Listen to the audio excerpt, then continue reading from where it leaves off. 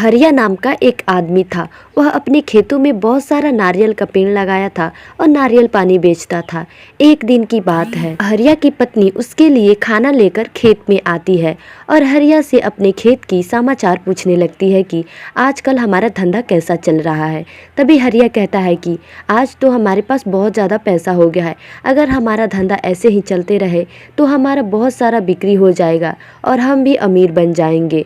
इतनी बातें सुनकर उसकी पत्नी बहुत ज़्यादा खुश हो जाती है और कहती है कि अब मैं घर के लिए निकलती हूँ। और वहाँ से वह अपने घर चली जाती है। उसके थोड़ी देर बाद में ही वहाँ पर मोटू और पतलू नारियल पानी पीने के लिए आते हैं।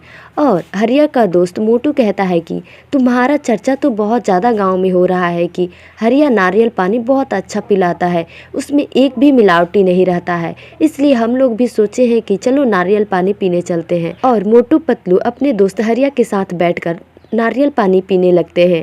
और हरिया उनसे कहता है कि हमारा धंधा आजकल बहुत अच्छा चल रहा है और लोग भी बहुत ज़्यादा नारियल पानी पीने के लिए आ रहे हैं, क्योंकि गर्मी का समय है और लोगों को बहुत ज़ोर से प्यास लग रही है, तो यहाँ पर नारियल पीने के लिए आ जाते हैं।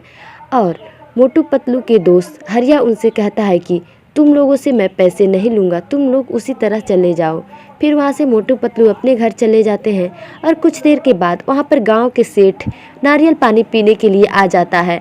और वह सेठ कहता है कि अरे हरिया, तुम्हारा तो बहुत ज़्यादा बिक्री हो रहा है और हमें भी नारियल पानी पिला दो।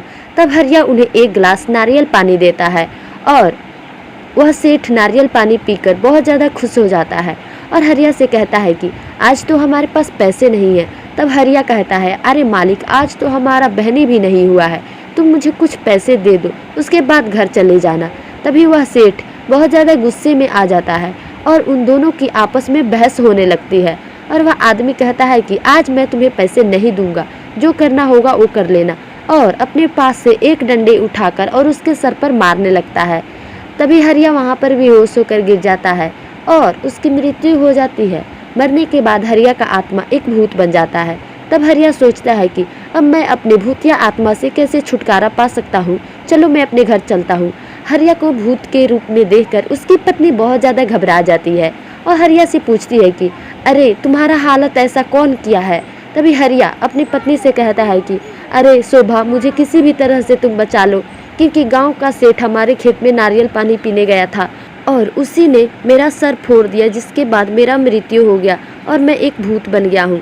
तब शोभा उसकी भूतिया आत्मा से छुटकारा दिलाने के लिए गांव में निकल पड़ती है।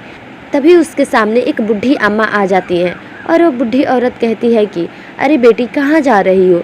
तब हरिया की पत्नी शोभा उस बुढ़ी औरत से अपनी सारी दुखें बताने लगती है कि मेरे पति को भूतिया आत्मा पकड़ लिया है और मैं उससे छुटकारा दिलाना चाहती हूँ। तब वह औरत उसको एक तांत्रिक का स्थान बताती है। तब शोभा वहाँ पर जाती है और तांत्रिक से कहती है कि मेरे पति को भूतिया आत्मा आ गया है और उस भूतिया आत्मा से मैं उनको छुटकारा दिलाना चाहती हूँ। तभी वह आदमी कहता है कि अच्छा ठीक है, मैं तुम्हारे पति को बहुत अच्छा कर दूँगा। और फिर से तब वह तांत्रिक शोभा से कहता है कि ठीक है, मैं तुम्हारी सारी परेशानियों को दूर कर दूँगा और मैं एक जल दे रहा हूँ, ले जाकर उसके शरीर पर छिड़क देना।